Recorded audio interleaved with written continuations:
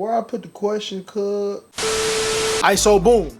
What's going on, YouTube? It's your favorite YouTuber, you just don't know it yet. And we're back with another Q&A. We're gonna go ahead and get these questions out the way, and then we gonna go ahead and, you know, just answer some questions and then have y'all on y'all merry way. Getting right into it, I don't really have too many announcements.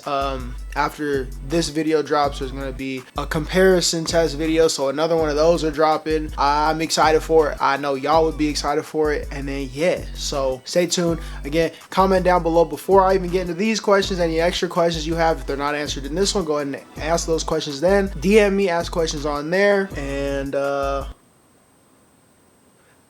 yeah, so the first question comes from Lodi.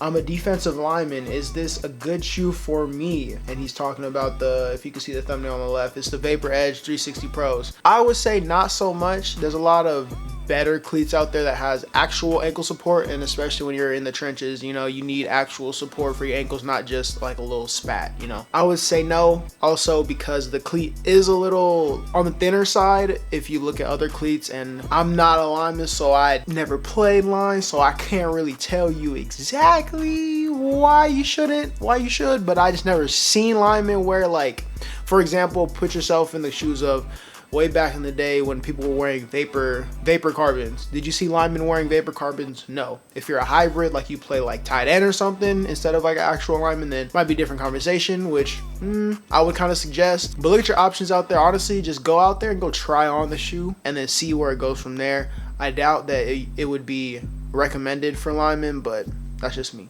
So the next question is from Kareem. How long will the grip last on the Under Armour F7s? The grip, so here, so I explain myself in the video coming up, no spoilers, but it's how I explain this without spoiling it. The stick on the F7s are solid.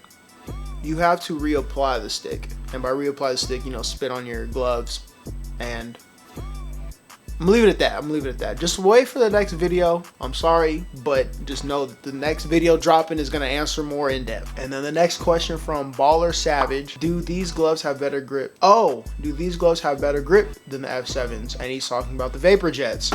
I'm not gonna answer that question. My next video I drop, which will be coming out like a couple days after this one, is gonna have the answer, or at least my answer. And I have an answer, and I have an actual definitive answer. And I'm not gonna answer then, or I'm not gonna answer now, because I'm gonna answer then in the video. So spoiler alert, the next comparison video is the Vapor Jets versus the F7. So there you go, there you have it. Y'all been asking for it, now y'all got it. Any tips to stay consistent on footwork? I haven't been feeling it right now. I assume lately. Honestly, just, bro, come on, son. What was I? Sorry. Any tips to stay consistent with footwork?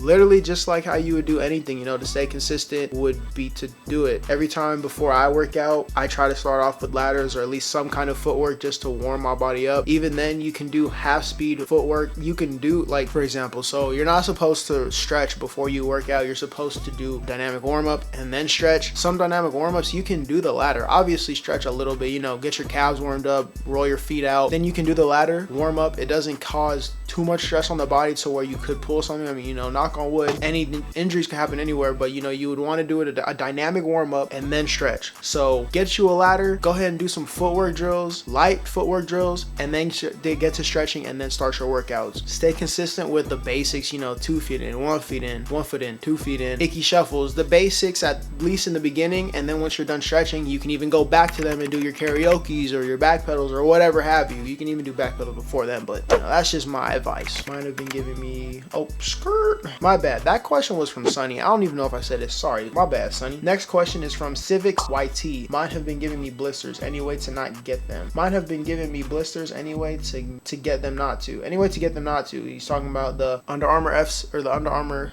MC Spotlights. Honestly, just wear thicker socks. I have like a pair of Jordan socks that are like thicker, and I wore them with those shoes, and yes, your cleat will feel a little tighter, but it's better for your foot and comfortability. It might feel more snug, which again, maybe you have the wrong size cleat. Now with the Under Armours, I talked about that back part like pinching your calf, trying to kill you. Yeah, just wear thicker socks, double sock if you have to. And yeah, those are my advice right now. If you have the right size, these cleats are more prone to not being as comfortable. The newer ones, I will say, they fixed it a little bit more. And I would suggest, I mean, if you like the cleat and you want to get a newer one, or you want to get a different one, just get the newer ones, bro. This question is from FTGD DD GH4. How the F I get them on my foot, man? I think my feet too fat. So, all right. My boy FTGD.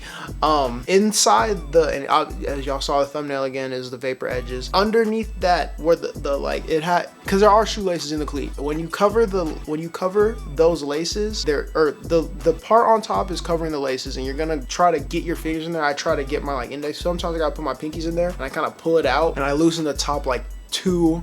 What is it called in shoes when they, like the laces when they cross over? I try to loosen 2 of those, and then I put my foot in. Bro, honestly, it's a cleat, bro. Just put it on, you know what I'm saying? But no, your feet are not too fat, because I got some fat feet, cuz, you know what I'm saying?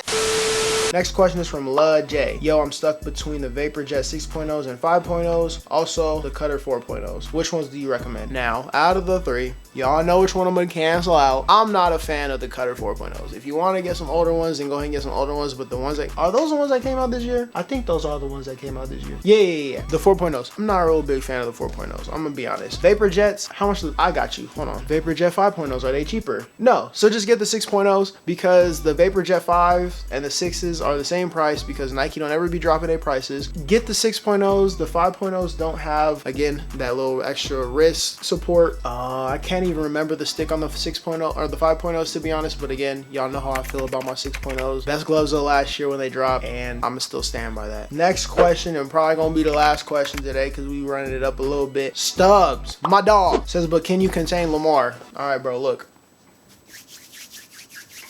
I'm not saying I'm the greatest, but I'll lock up Lamar, you know what I'm saying?